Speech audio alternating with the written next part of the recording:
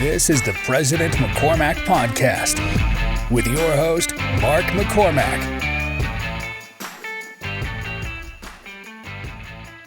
Ladies and gentlemen, welcome Dallan Lindquist onto the podcast today. Jeez.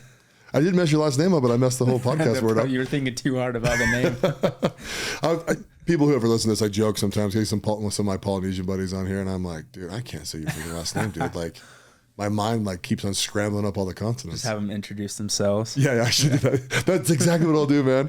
And then it'll be funny because they'll be like, yeah, here's my guest, and they'll say it, and I'll be like, I can't say it. And then just pick right back up. Just have them say their name, jump right back in. But yeah, exactly. Cool, man. Thanks for having me here. Dude, thanks for coming on, man. This is fun, dude. This is actually yesterday. It was kind of fun. You came to my office. We hung out in my office for a couple hours. Amazing. What'd you think about that? I loved every second of it, man.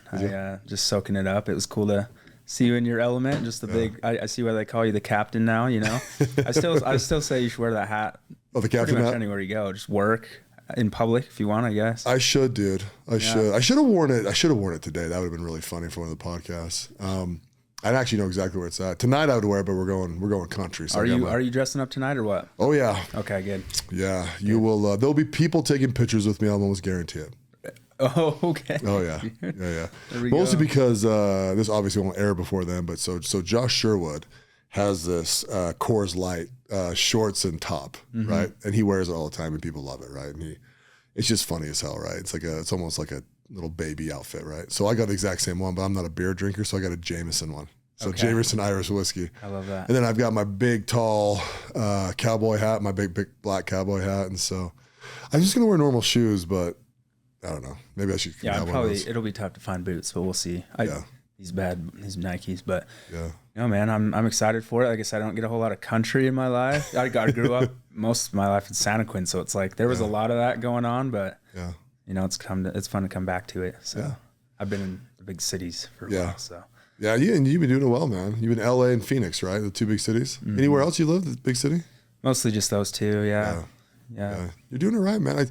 It's funny. So I have some businesses up in Idaho, right? Mm-hmm. One of them is in Shelley, Idaho, which is right next to Idaho Falls. And it's so funny, man, because they refer to Salt Lake as the big city. Right. I'm always like, have you been to Manhattan?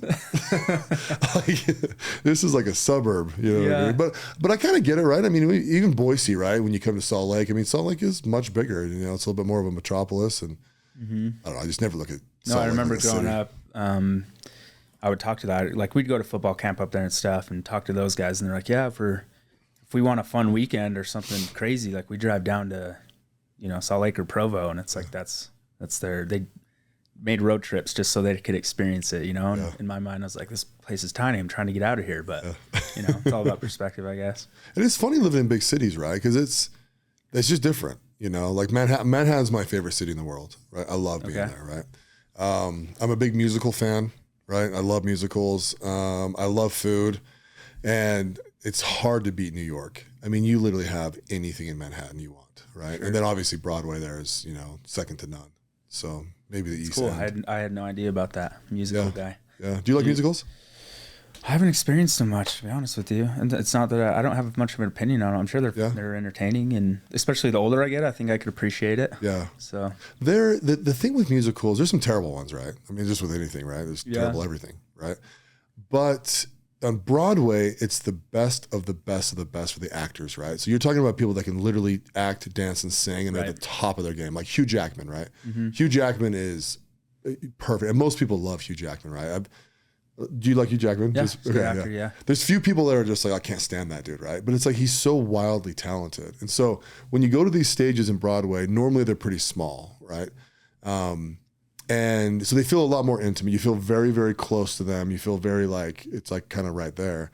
And they're just belting it, dude. And like, they're very well written, and the music's catchy, the story makes sense, you know what I mean? And sometimes there's plot twists and all sorts of stuff. And they're amazing. So you're close enough, you kind of get that energy from what they're putting out then. Yeah. I mean, you go to you go see a concert, right? It might be in a stadium, there's 65,000 people in there, right? I'm not 100% sure, but it feels like most stadium or most Broadway places, theaters are like 2,000 people, maybe 3,000. Lion King was a pretty big one. It might get a little bigger than that, But actually, Lion King is one of the ones I like the least. Okay. But the one I've liked the most so far, which hopefully doesn't offend some of my good friends, right, is the Book of Mormon. I was just gonna ask if you've seen that. Yeah, Oh, I've never it's seen it. so funny, dude. You've seen it more than once? No, I've only seen it one time. Yeah. But I was actually in New York one time when it was on its so the first cast, right, is kind of like the enshrined cast, right? It's like the best. And then once they kind of move on to other projects and they kind of bring the next cast in, and they're still very talented people, but you kind of, if you're like to kind of get like the Super Bowl of Broadway, you want to see the very original cast. Right. And so then sometimes they have, reunions down the road and that kind of stuff. But so like Josh Gad, was in the Book of Mormon musical to begin with. So, but when we were there, it was like they had announced that cast was going to end and they were going to bring in the next ones, right? And dude, the tickets were stupid, like $3,500 each. Wow. And I'm like, yeah, I'm not doing that. Wow. Because they're probably like $125 to $300. Get you a decent seat in almost any theater. Yeah, it's not bad. Yeah, so, I mean, I was in Paris not too long ago. What is it? Or is it Cabernet shows? Kind of their like version of a musical. We I didn't end up making it, but that's the one. I mean, I'm more drawn to that probably than your average musical, but that would have been fun. You got to try it, man. Like Manhattan ones, they're really good. Yeah. Like, they're really, really good. I spent a ton of time in New York. I like the city. I don't know, man. I don't know if I could ever live there as far as big cities go, but yeah, it's cool. Oh, I could never live in New York because the only place I'd live in would be at least $30 million. Really? Oh, bro. You get $5 million condos there, and it feels like you are in like a beat up old hotel. Yeah. I mean, tiny little places. I mean, I don't know. You're talking. You ever see yourself living outside of Utah, or is this going to be home? Really? No. Yeah. You're going to, you were mentioning maybe coming to Arizona part-time or something. Yeah. My wife and I are very serious about getting a house in Arizona. Cool. So we're, I'm actually kind of moving some stuff in business procedurally so that I can actually really be wherever I want. I can right now, but for extended periods of time. And we homeschool, so I can really take my kids anywhere, anytime, and just make it happen. Out of the country? Have you ever thought of that? Yes, not with kids though. Okay. I think kids need a little more stability in their community, especially when they are homeschooled, right? Because they're not in a school and they don't have like automatic friends. Yeah. So I think it's good for them to have maybe 2 neighborhoods that they really have friends in until they kind of get adult. But my wife and I, we plan on basically just going places for a month or two and then coming home for a month or two, going for a month or two, coming home. Probably a better option than operating out of the country. I don't think that would be the best. I mean, I see people do it. It's just immerse them in culture and whatever. I think you can probably do it that way and just have it be a little less impactful on their like childhood, Yeah, I'm thinking, maybe 2 or 3 weeks a year, take them, put them in the country with us and go check it out. Cool. My kids want to go to Greece. So when we go to Greece, we're going to take them. We'll probably do at least 14 days. Maybe I'll go up to 20. We'll see how much it costs. Oh, man. But they love mythology though. My kids are like mythology nuts. And Amazing. So we were going to go for my wife's 40th birthday this year, right? Which is in November. And I didn't want to go because I had so much travel that we were doing this year. We just went to Spain and all that crap. Yeah. And I go, tell your kids you want to go to Spain or you want to go to Greece, right? And my wife tells our oldest daughter, and she's like, you're going to go without me? And it was just like, what? You know what I mean? And she's like, okay, we won't go. It was either that or not. Yeah. I was like, we're going to take them if we're going to go. There's no way.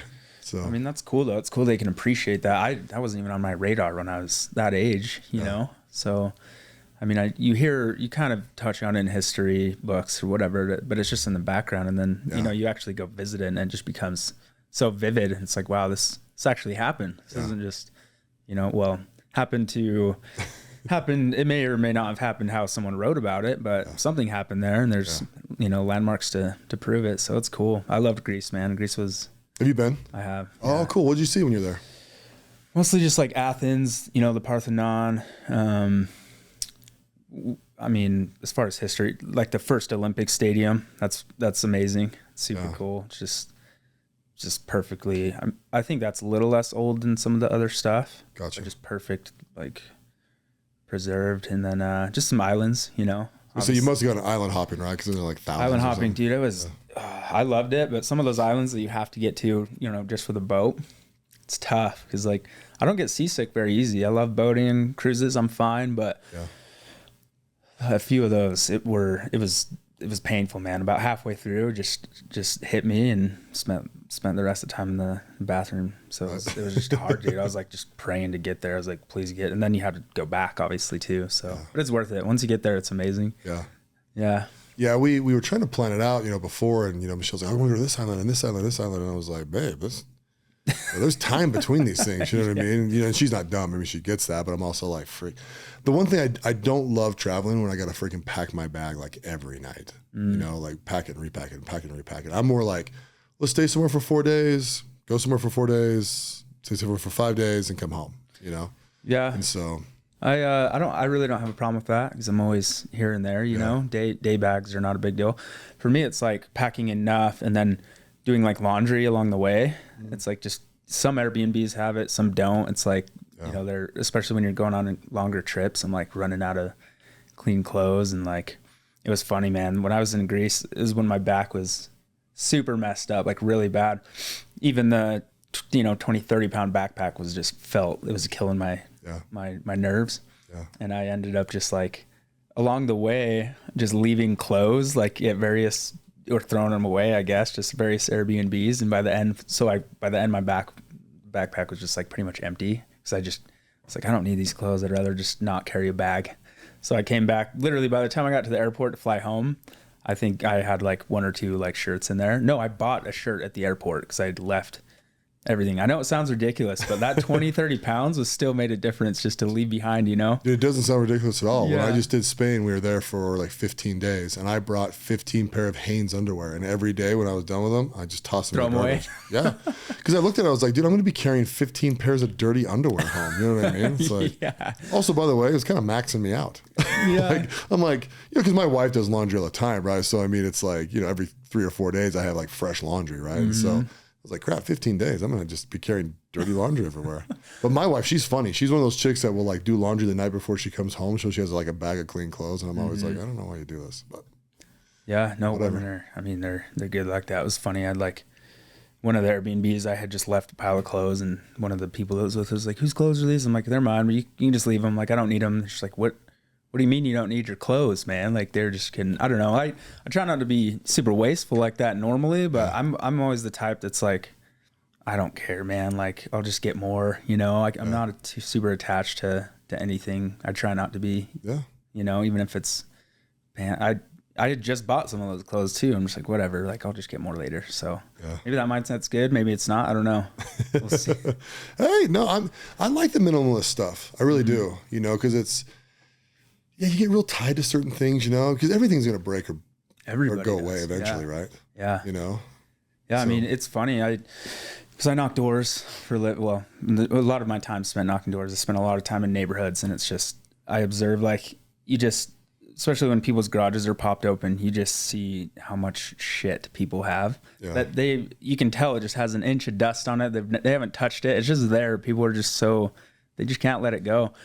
And I've moved so much, and like every time I move, I get more and more and more minimalistic. Like, it's amazing. I just love clutter. Just, there's no point to it. And I think it's like it's taking up energy, like, by having it. It's like, there's no reason to just have it. It's like, it's almost like it's attachment, but I've been pretty good at that. I feel like just trying to, with stuff, that's easy. I think there's different levels to it. It's like, there's people, attachment to people is hard. That's maybe a little more difficult for me, but stuff, man, I've always been like, whatever, I'll just get more, get another one. Like, for example, like people in their cars, right?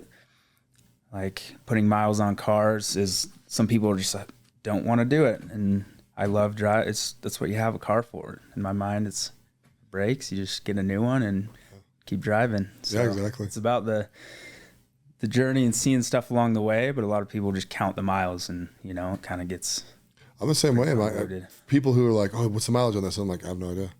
I have not given a rip what my car or truck or whatever I'm driving gets miles per gallon, like almost ever, really, probably for 20 years.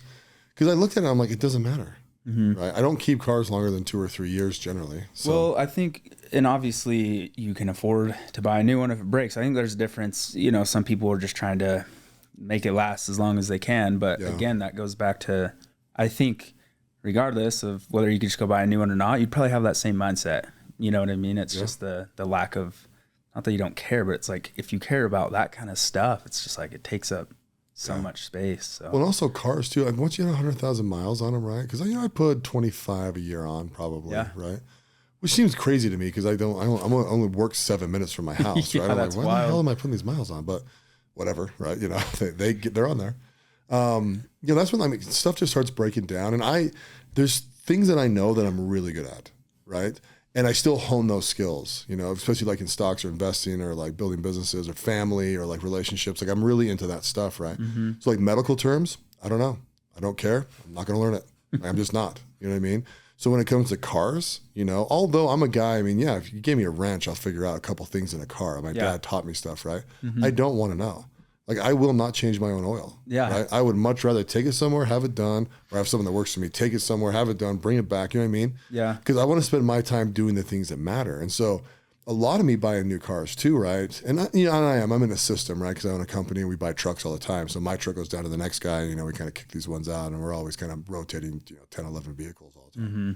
But I just need my car to work, you know? So I mean, I would be losing my mind if I changed my own oil, screwed something up, wrecked the motor, and then I'm stuck on the side of the road where I got to be somewhere. I mean, I would just, almost end it that day. Like it would just drive me crazy. Yeah. And so, kind of going back to that thing too, it's almost like in my house, if you get too into stuff, like it starts to matter. We're really, I just did this podcast with Matt Bray, right? It's, he's doing it on parenting, and really when you're parenting with kids, there's a lot of stuff you cannot care about. You really can't. Even to where, we like to have a very clean home, or at least an organized home. And we used to have it like military clean, but now it's like, I would much rather spend time with the kids, and if stuff spills over the next day, whatever, Yeah. You got to really realize where your time is going to be spent and love that stuff.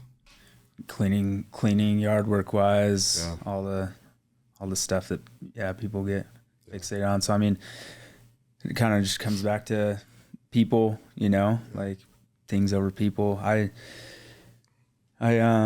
People, that's been huge for me this year, is just like relationships, just like people matter more than, anything or a lot of situations. Like I used to just get so like upset over it. And then at the end of the day, most of that stuff doesn't matter. It's like that relationship, and people really, even if it's like you can care about something. Like, for example, I had an ex, and I had like a nice car at the time. It was like a AMG Mercedes, and it was really low profile. Like I just didn't trust her, like smashing curb. Like you hit one little like tiny little bump and it's like over on the front end. And I was like, you know what, like can't drive my car, and it's like, it's just telling them that like you value this more than them. And it's like, honestly, at the end of the day, I've learned a lot, like from other people too. I see, I've had friends get brand new cars, like sick cars, and be like, hey, yeah, like go take it for a spin. And it's just like that it makes you, it's about how it makes you feel. Like, yeah, it's cool to drive the car, but just to have that, like, show them like that you don't value that car over you and like your friendship and how you feel, like it's really cool. So I'm trying to really apply that in life. Yeah. Even if it is something like maybe they do wreck it and maybe it's like shit, it's a big deal, but chances are it's probably not going to happen. And you can, it's a situation where you can really like grow that relationship, so it's kind of goes both ways. It's like, yeah, you're right. Yeah. It's a funny thing too. And I bought a boat 2 years ago. It was so funny, dude, because I grew up with boats. I've been out of the market for a long time. So I actually bought a houseboat before I bought a boat. Right. Sure, that's a natural. It's a natural progression. And then we bought a brand new one, right? So when we put our money down on the houseboat, it took another 12 months for it to build it, right, or whatever, right? And I was like, yeah, we'll just get a boat, And I'm always just like, yeah, I'll buy a boat when I need to buy a boat. So 6 months from now, 8 months from now.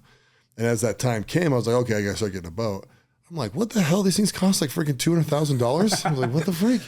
And I'm out there in this marketplace, and I'm looking at these boats, and they're gorgeous, by the way. Oh yeah, right? Amazing. I have a really good buddy lives in. He's in Kentucky now, but he's got a G25 Paragon ski. Dude, his new one's like, I think he said it was like $411,000. Insane. Right? And his other one, which was the year previous, which was like $350 or something, we went out on it, and I'm like, dude, his name's Derek. I'm like, dude, your boat is dope. You know what I mean? It is. It's everything you hope it would be, and it should be at that price. And then I'm coming home, and I'm like, I can't do it. Like, I cannot spend that much money on a boat for two reasons. Number one, I don't want to be the guy that is just like hawking everyone to get the shoes off, right? Yelling at my wife the way that she's bringing it in, don't try it, just going crazy. I will not be that guy, right? And And then I was just like, and I got to pull 300 grand out of my investments to lose money and depreciation on this boat. Like, ain't happening. Yeah. So I ended up buying a boat that was like 35 grand. You know, we dropped a new motor in it, you know, so I'm probably into this thing now, I don't know, 45,000 or something like that, 46,000. Okay. Right? That's a good deal for a boat. And it was the freaking belle of the ball in 2006, baby. It's a ski nautique, right? It actually has the wraparound seats and like it's got all the ballast and everything, right? It's fine. Sure. Yeah, no. But it's old, right? But I'm seriously though, like people get on there like, hey, we okay with shoes? I'm like, yeah, I don't give a shit. Cool. You know what I mean? And I'm not like rip it apart or wreck my boat. I mean, be respectful of it, right? But if my wife bangs this off the dock, I don't even know if I'll notice. You know what I mean? Like whatever. Yeah. You know what I mean? You know, with little kids and all we do is tow people too on tubes, right? I just love taking my kids and go tubing for hours and hours and hours. So that's another thing. If you bought one of these really expensive boats, right, you'd have to go, surfing or you're an idiot, right? Oh yeah, for sure. I mean, ski naut, it's the ski nautique, so it's not the surf boat, it's the ski. My current one? Yeah. Yeah. It's more for water skiing versus surfing or whatever, I think, right? I don't know. I think it was built more for, no, because it's got 3 ballasts in the bottom. Oh, it does? Okay. Yeah. Yeah. Honestly, 2006. Cool. No idea. Fine, man. Yeah. But it's like, boating's one of those things where you just go to have fun, and you don't, like you said, you don't want to have to be worried about it. Or is there anything in life though that you really do? Because again, you can probably get the highest class, whatever you want. I mean, do you have a nice car? Are you a car guy? Is it what's something that you really do splurge on that I'm not a sports car guy. Okay. For a couple of reasons. Same reason, and in fact, I'm like, how much you spend on that thing, you are losing X amount of, because it just turns into investment to me, right? But honestly, a lot of it too is I don't fit in them. Right? I do not fit in a Lamborghini. That's true. So like, when I see a Lamborghini, every time I might do that thing sick. Like that is, oh gosh. I mean, just the way they're made, the prestige with them, right? Like I get it. I really do. I get it. They're a horrific investment. Most of the people that own them, I look at them and I'm like, you can't really afford that, but whatever, like that's your life. Enjoy it, But, I mean, I don't know. My truck's about $100,000. Sure. That's about as nice as you can, but it's just a Ford F-250. Blah, blah, About blah. nice That's another thing, too, is like, I don't even know what's in it. People are like, what's the big block in this? I'm like, I don't know. Yeah. Call my brother. He'll tell you. Yeah. It's a diesel, turbo. It pulls shit. But honestly, one of the reasons I drive a truck for 2 reasons. Number one, I fit in the thing, and I get a freaking 571 or 570 tax exemption on it, right? Whatever that equipment tax exemption is. And so I'm riding, when I bought that one, I think we were still riding off 100% of the vehicle the first year, right? So, I mean, I'm either paying taxes or driving this nicer truck, right? Yeah. No, I think travel is where I probably blow money. The comforts of travel. I fly first class a lot. Okay. Always. And then I'm not quite private jetting it yet. I'm having a hard time justifying that cost. Okay. And also private jets are interesting too. A lot of them are really small. So, I'm sardining myself in there anyways. But the convenience of them is untouched. Yeah, it's the time. It's the time convenience. Yeah, I mean, say you and I, right? Like, hey, let's go golfing after this. Where do you want to go? I don't know, Pebble Beach, right? We drive down to Provo Airport. We're there in an hour. You know what I mean? Like, that's untouchable, you know, in that world. Are you a fan of flying? Have you ever thought about just getting a license, buying a little plane? I have, yeah. Yeah, that little Citron. Have you ever seen that Citron? Little 5-seater. Yeah, I actually really, really like that one. It's like a turbojet, something or other. Yeah, in fact, I might do that. I really might. So this last weekend would have came in really handy just to zip over to Wisconsin and zip home. Right. It's also a time thing, right? Like the thing with jets is it's a major time thing. So we do some NBA flooring, right? And we have about 9 teams that we have underneath us now, and we'll see when this airs, but I'll probably have almost every team by the end of 2024. That's really my goal, and I've really been posturing for years to do that. But if I was to actually go visit all 30 teams, and actually there's going to be 32 teams, I think the rumors out there you're hearing are true. We've already bid on the floors. So, but if I was to go around, if I was to visit every one of those teams, I would be gone for a month, right?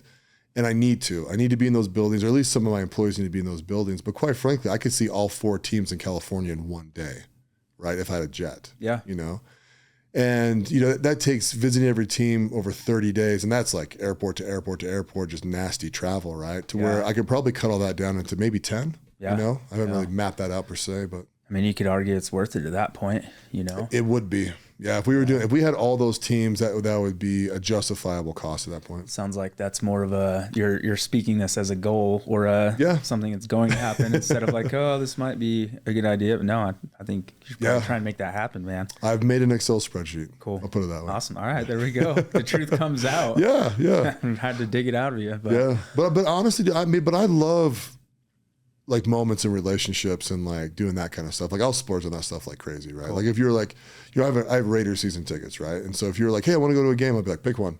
You know, and it's just me and you going. I'm like, let's fly down. Let's stay in the freaking.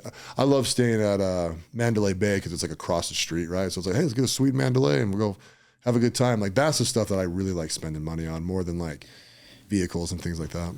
I've been battling with this. It's, you know, obviously because we're in the group, there's a lot of, you know, good investing advice or, you know, do this, then that kind of talk. And it's like, I kind of always just wanted to do it all. It's like, I'm at a point where I probably really should continue to focus on investing and building things up so that I can, you know, do that with a lot less stress later. But it's like, I'm the type of person I just can't not experience some of the things. So it's like, I still try and do the travel and you can do experience both along the way. Yeah. You can absolutely do both. I mean, you can, you know, but I don't know.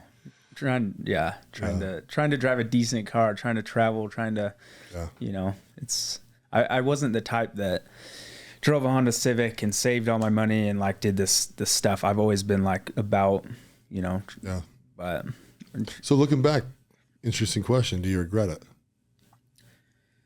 No, not at all. I don't think I think I learned lessons by doing that, you know, that probably wouldn't have learned if I had and I wouldn't have been enjoying myself along the way. I don't think that's, you know, living. Obviously you can value it too much, but I think getting enjoyment out of it is not a bad thing along the way. Yeah. Well, dude, I love that answer. You know, if you don't regret it, you don't regret it. You shouldn't feel any shame for it. You know, like, if you're like, my 20s are badass. I had a Corvette the whole freaking time. You know what I mean? Whatever. And you had all these experiences. I mean, that's what we're going to leave with, right? And even in your happy moments currently, right? If you look back on your life, you're only remembering the good parts, you know, and if that stuff enhanced it, good. See, my investing philosophy is you need to have enough in assets when it's time to retire that you can actually retire is the kind of number one goal. And as you start cascading that backwards, it's like, okay, I need to have enough assets so I can have more freedom in my life now, right?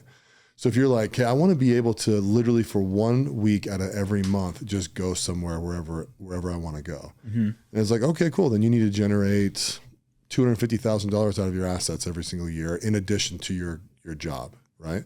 And then you just build it back. That's what I need to do. And so if I build this in 4 years or 5 years or 6 years, I can actually have enough assets that pay me that and I can live that lifestyle. And there's a little bit give and take, right? I mean, you can't always be traveling. You know, you've got to be building things and selling them off. And, you know, it's funny, we talked about this a lot yesterday, you know, but like, no, I'm 100% you should experience along the way. Yeah. No, I mean, I definitely don't regret it. It's more of maybe you hit a certain age or, you know, you get around, especially entering into We Are the Day, and, you know, you get around people who are already there and maybe you're not there. And it's just that kind of like underlying, like, you know, should have, or I should be here, but it's like, I am where I am with a lot of stuff. And it's been just realizing, you know, all those experiences and all the knowledge, awesome. Like, you have that, like, let's start now, right? Like, it's better to just get going. It's well, and you've already started, right? You've already lived life. I mean, when I look at your life, you know, I don't know if you consider me one of those guys that's kind of figured it out, right? But if you do, I mean, I look at you and I'm like, Dallan's living his greatest life. You know, I'm like proud of you. Like, cool, look at this guy, you know, he's doing what he wants to do. But I assume that with everybody, right? Like, it's kind of, you'd be crazy as shit, right? If you weren't doing what you wanted to do, right? It's like, go do what you want to do and like let us champion you or like, you know, make us available when you need to like make some strategic moves and get some advice. You know, that's what I like about We Are the Day is, you know, you can grab almost at random 5 dudes, right? And just be like, hey, this is an idea I'm having. What do you think about it? And, you know, you get 5 decent you know, well, probably 3 really good feedbacks and 2 decent feedbacks, and you can kind of come up with a decision. Yeah, no, it's true. I probably should do that more often. It's a good resource. I mean, I did it yesterday, right? Yeah. So I'm doing it, but yeah, it's it was funny because I was talking to a life coach the other day about something along those lines. It's like I was kind of saying something like that. It's like I'm not exactly where I want to be. This isn't, you know, where I want it. And they're like, well, what would you? And it kind of just hit me, and it was like, if I wanted to be doing something else, I would be doing something else. So like what I'm doing right now in this moment is what I want to do, because like I haven't either found something better that I think is, you know, more beneficial for me, or that I want to be doing more, you know, whether it's knocking doors. It's like, it's just funny. It's like, that's what I wanted to do. And when I find something, so it's just kind of this weird concept, you know, you feel like you're not where you want to be, but it's like you chose to do that. So it's what you wanted to do. Yeah. So I don't know, but it's funny. So philosophically, let's run in the philosophical world for a minute, right? Mm-hmm. How do you feel about your life in general? I mean, do you feel like you're in control of your life? Yeah, I definitely do. More so on a level of, you know, you can take the business world. I mean, working on building a business, I'm at least 1099, so I control that whole thing. Like, right, I don't tell anyone when I'm leaving on vacation. No one knows I'm here. I just do it. But so I'm 100% in control of that. And then as far as like, I would have answered that question a little differently maybe a year ago, because I wasn't in control. I was still, not that I was like playing victim. I don't think I've ever totally been in that, but I was like, there were big question marks on like, how do I overcome this? Or like, this is a pain point in my life, so it has to be this way. When in reality, we talk about it all the time, and, you know, Melissa, rewriting your story, and like me becoming the victor, or the just, you know, taking full accountability for your life, realizing you have the control. So that aspect of like my emotions, my decision-making, you know, like where I'm headed in life, it's all on me, and that's super empowering. So like, yeah, you know, I think in a lot of categories, I feel like I'm in control of my life, and it feels really good. Good. Yeah. Yeah. And I think I'll tell you one thing, that if you meet successful people, right? And when I say successful people, I mean people who have a financial system built, they have really good relationships, and they feel free. They feel like they're in control. All of those guys would tell you I'm 100% in control of my life. And every time that I have said that I'm not, I've either lied to myself or I've used it as an excuse, right? And so all the way, like not quite all the way to victim mentality, right? But at some points too, like, you know, people will be like, oh, I can't do that because of my boss, or I can't do this because of this. It's like, you literally can do anything you want every morning when you wake up. Mm-hmm. I told my wife this thing recently. It's kind of funny, and I've shared it with a few people, and when they listen to it, they're kind of like, are you serious? I honestly wake up every morning and think, oh, good, I'm here again. It's my first thought, like every day. Nice. And I don't know why, right? I also do with planes. Every time I land, I'm like, oh, good, I didn't die, because this would not have been worth it if I died, right? Wow. And literally every morning, I'm like, I'm not surprised, but I'm like pleasantly happy that I have my eyes opened again. You know what I mean? It's kind of weird. No. And so, but it also is like, yeah, I'm here. Like, today's the day. I'm just going to do what I want today. You know, and then sometimes what I want to do today is build some system for the future, or I want to go podcast with my buddies, or I want to fly to whatever the hell I want to fly to, you know? And I don't know, there's a lot of freedom in just knowing you're in 100% control of your own life. Well, I mean, clearly you're in a position, you know, like you said, you're one of those successful dudes who can say that, right? But was there ever a point in your life where you would have answered that differently? No. I've always felt like I was in control. Okay. Yeah. Cool. I remember, you know, kind of going back, even when I was really religious, when I was Mormon, right? Like when I was a teenager, right? I remember like doing certain sins, right? Where I would feel out of control, or like, you know, like, oh, I need to stop doing this, blah, blah, blah, blah. And then I would never be like, well, I'm too young to grasp the concept, so I'm not really held accountable for this because I'm too young. I mean, I was 12 years old. I actually remember my baptismal interview. They asked me if I felt worthy to be baptized, and I said no. And he said, why not? And I said, well, I swear a lot. And he kind of laughed and chuckled, right? Looking back, of course, I was an 8-year-old kid. Yeah. Right? But even in that moment, I was like, no, I'm responsible for me. You're very aware. Yeah, I'm swearing, you know, like that's against the rules, right? You know what I mean? And then obviously they baptized me and stuff. But like, yeah, I mean, I've just always felt in control of my life. One funny thing with me is, gosh, I don't know how to like gently say this to people, but like it's funny to me in our men's group when people have these epiphanies, that is just the most logical shit ever to me. Cause I'm like, that's an epiphany. You are 40, right? You know what I mean? Like, what have you been doing for 25 years?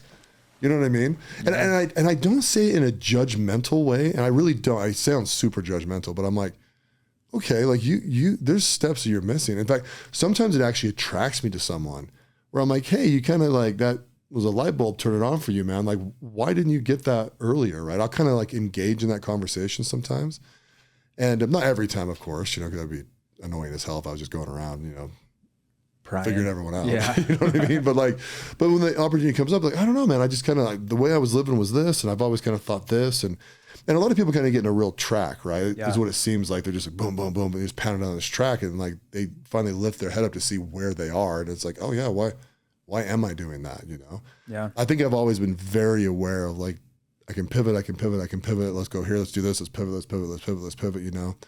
And yeah, I don't know. It's just a difference between me and other people. Yeah. No, I feel like you have a good level of awareness, self-awareness and consciousness. I think that's what it is, and I was kind of in that same boat. It's just when you're doing things unconsciously, it's like, that's when you get in a track and you're just not aware of anything else. It's all about literally your level of consciousness, you know? And I think the more you raise that, the more everything just kind of opens up. You have a broader perspective, and you can realize like you have control of that instead of it's controlling you. So I don't even remember the quote. I'm going to butcher it, but it's like, until you make the unconscious conscious, like your life will be, I don't even remember how it finishes, but it's just going to be a single lane track. You're going to think, but it's all about just level of consciousness. It's true. Right? I think that's, as humans, man, I mean, I struggle with it. It's like, just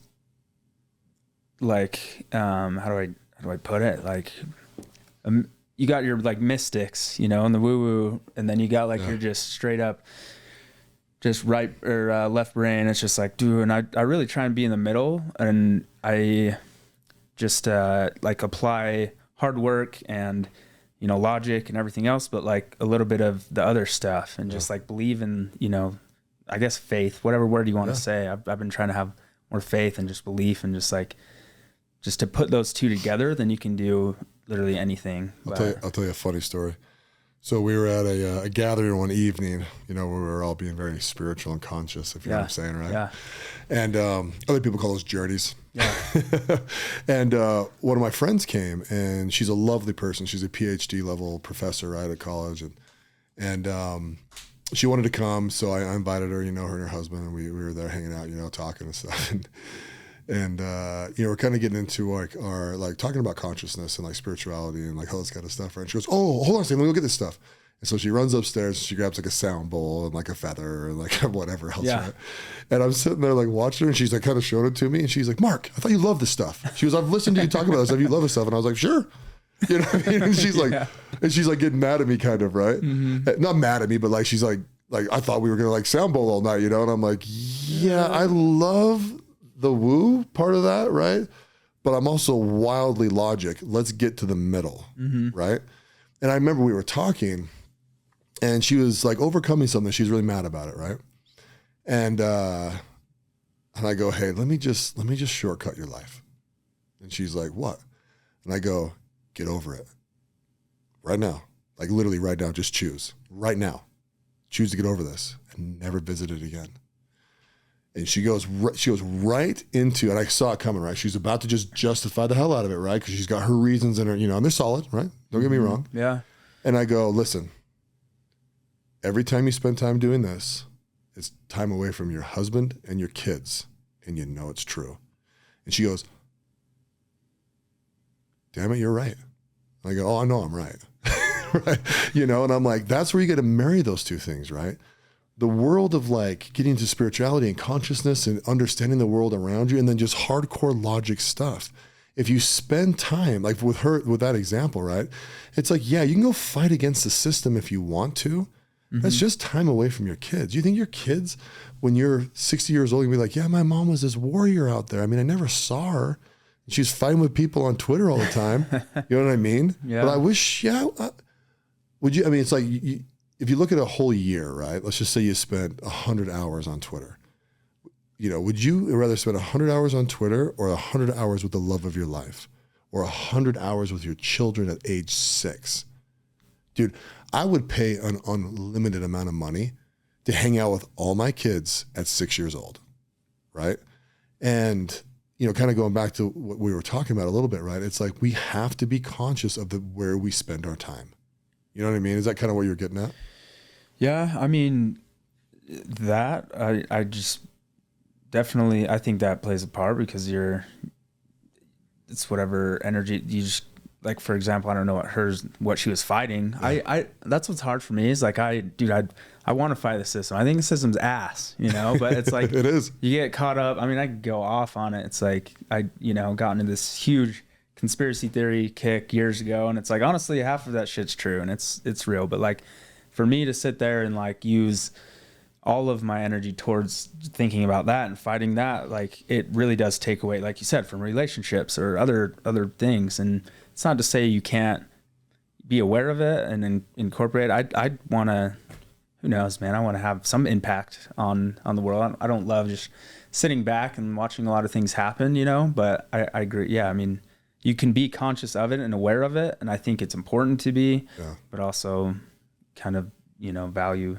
other things. I think, yeah, I mean, that's an example of consciousness. I think it's just such a broad term, you know, but just leveling up in every way. You know, I like what you're saying there because I think a lot of people feel that same way, right? Because a lot of people are good. Mm-hmm. Really, the vast, vast majority of people are really good, you know, especially if you don't tempt them with having to be bad, if that makes sense, right? Yeah. If you leave people to their own devices, they're good. And I think they're like, yeah, I'll change the world. I will choose good. I will do things that are good. For me, and you're not quite in this position yet, but for me, the best thing I can do to leave this world good is to leave 3 good kids. You know what I'm saying? Yeah. And the more I look at the systems, like America's on an absolute decline. We're on the back end of America. Struggling for we sure. fell there. Yep. It's over. Yeah. It just is. Mm-hmm. And so, like, I will not waste a second trying to become a politician or trying to change a law. Mm-hmm. I've donated some stuff. I put some money into it because people get real passionate. I want to support the person, right? But I don't believe in their cause. They can't do a damn thing. It's over. There's too much money involved. You ever thought about straight vigilante shit? Yeah, but it was like, this is gonna get you killed. Yeah, no, that's you know what true. I mean? And then you can't change anything. Yeah. Oh yeah, dude. I mean, well, let's not go too crazy with the no, podcast, but there's moments where I'm like, why doesn't it just blow up? Yeah, you know what I mean? No, absolutely. But then I look at me and I'm like, you know what? I'm in control of my life. This life is mine. Mm-hmm. I get to do what I want. Yeah. And what I want to do is spend time with the people that I love. I really do. Yeah. It was funny. I had this guy in my office, right? I think I told you this. He asked me if I wanted to be a billionaire. I was like, hell no.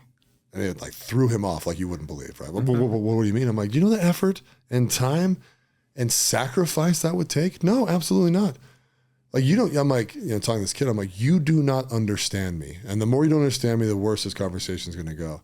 When I'm done making money, I'm gone. If you don't have my personal friend cell phone number, you will never speak to me again. Right. You won't even know I exist. Yeah. I'm going to be with the people that I love. I want the pure relationships and the pure freedom to do anything that I want. And yeah, and I get the tone when people hear me say that. Like, well, that's a little selfish, right? And it's like, yeah, it's 100% selfish. Yeah. I also earned it. Yeah. And that's what I get to do. Well, and like you said, I mean, you're obviously pouring.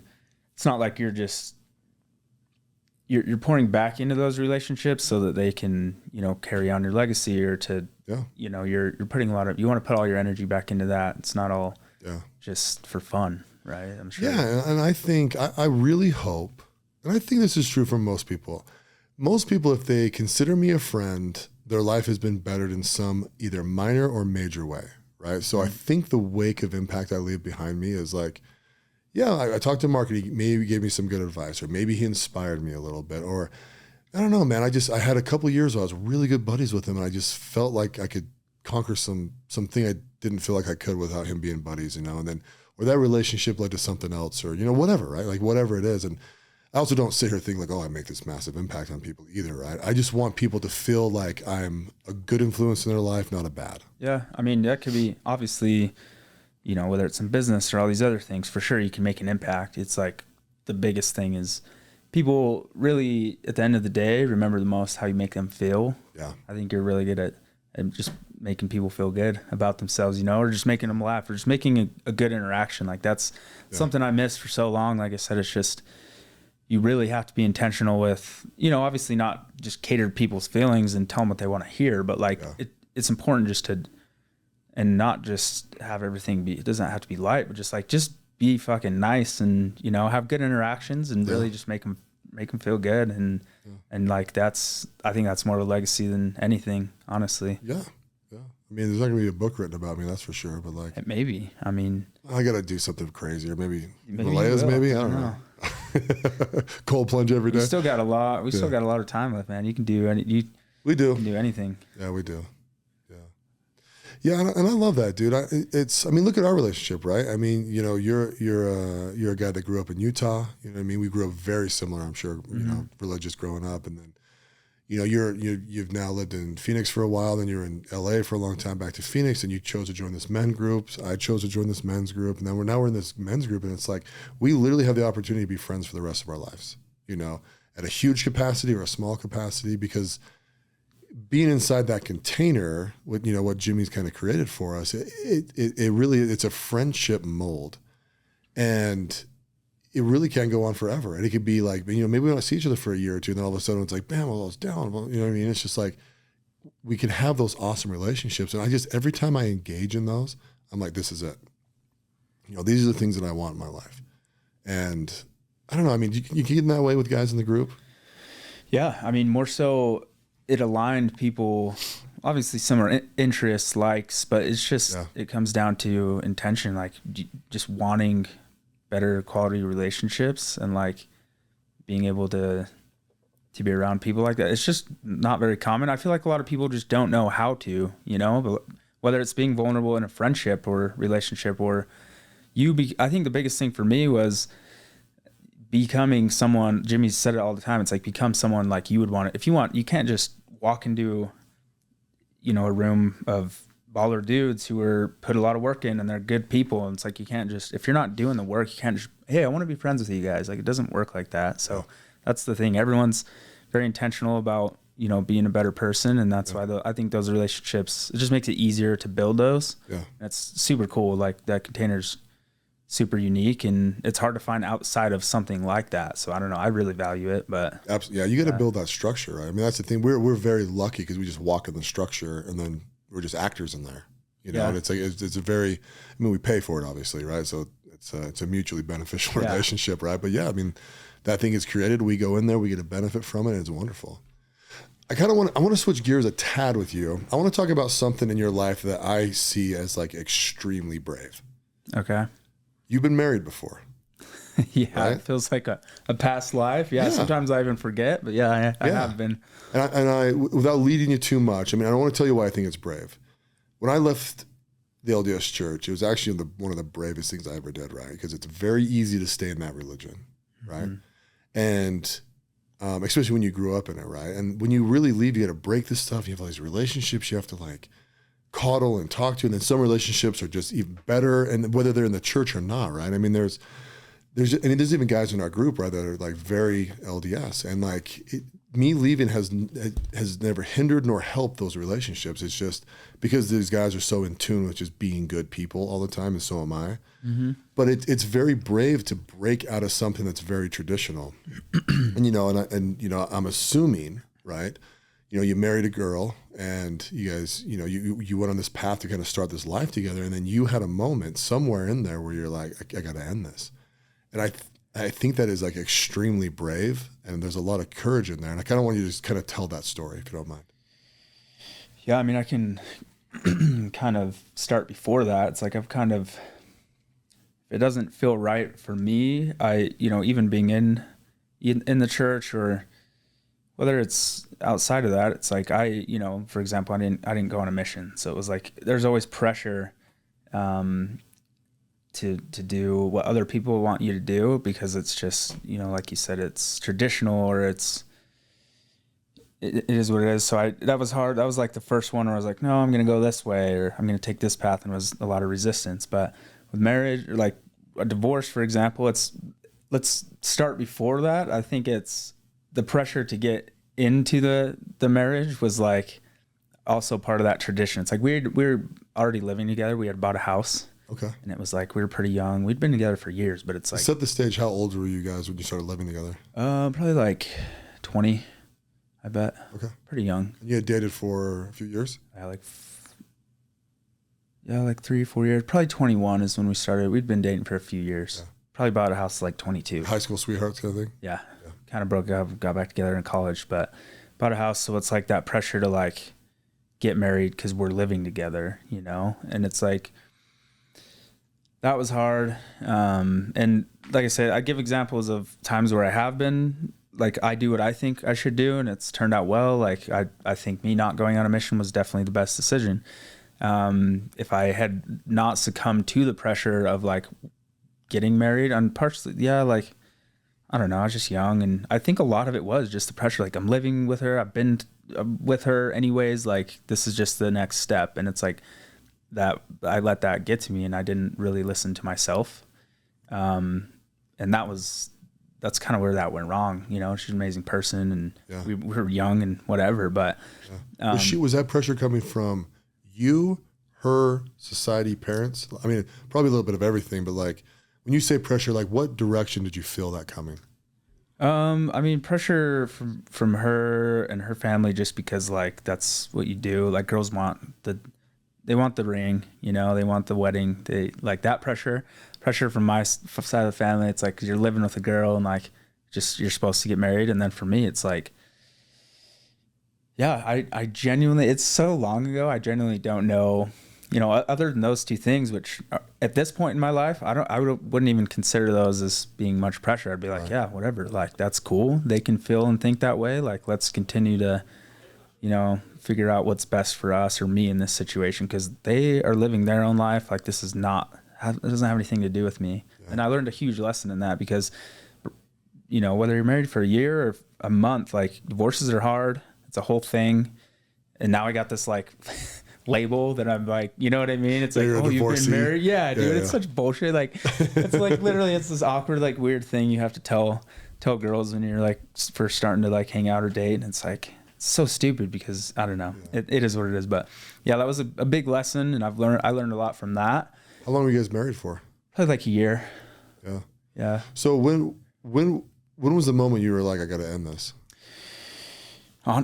So it was very mutual. Like, I mean, technically she was like, this really is not working. Like, one of us should move out, and like, let's just not. It was like, okay, so she brought it up then. Yeah.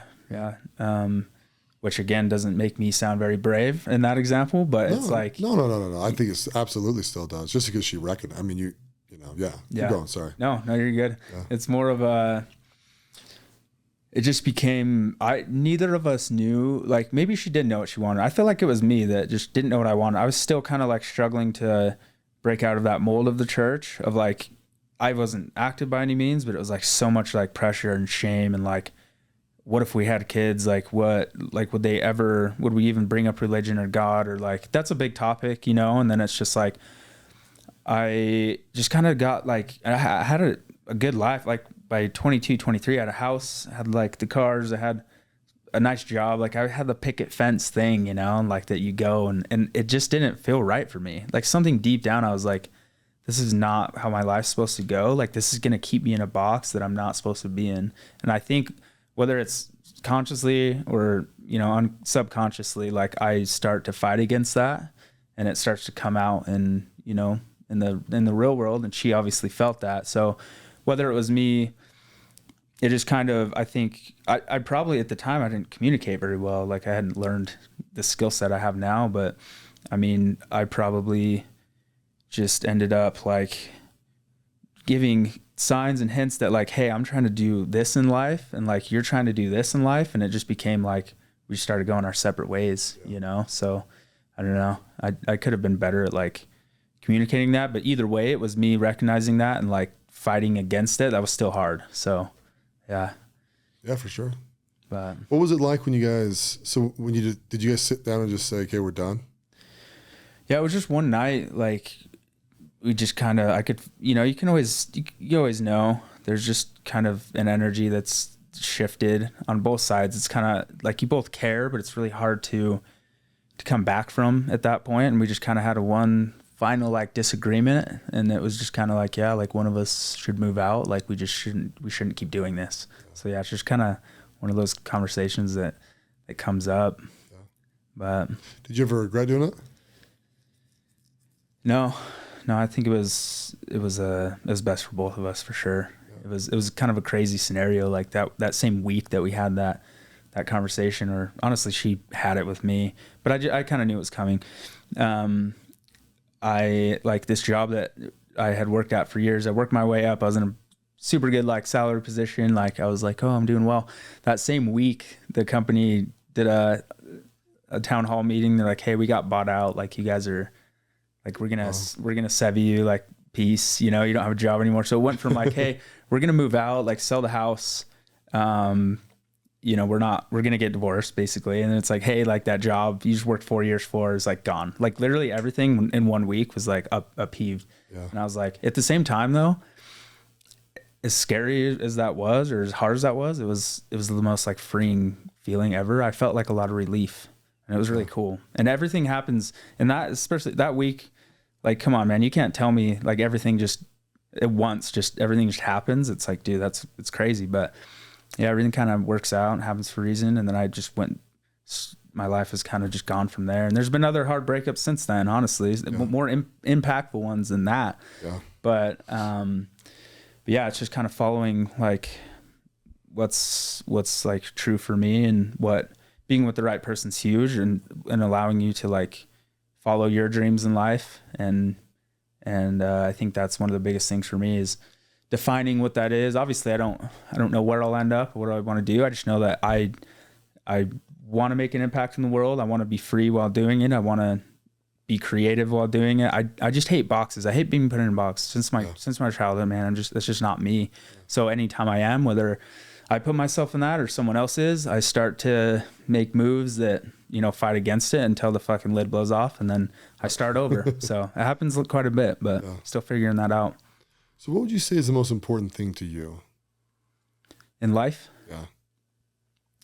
I mean,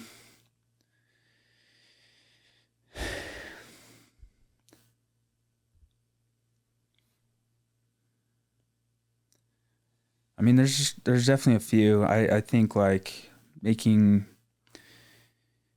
others feel valued, feel like they're worth everything, you know, like that's what I said earlier. It's like there's been times where, whether it's because of my own like shit I'm going through or my own hurt, I project that, or I show them that I value something more than them. Like it's just like people are already like hurting enough, and like they don't feel like they're enough, and it's like I don't ever want to like make someone feel that. I want to do the opposite. I want to make people feel important and loved and accepted. And so I guess just basis is being a loving, kind person and just making others feel that it hasn't always been the focus, but like I think that's the most important thing in life. Again, leaving others, like making them feel a certain way, like capturing that feeling and just like being able to cultivate that and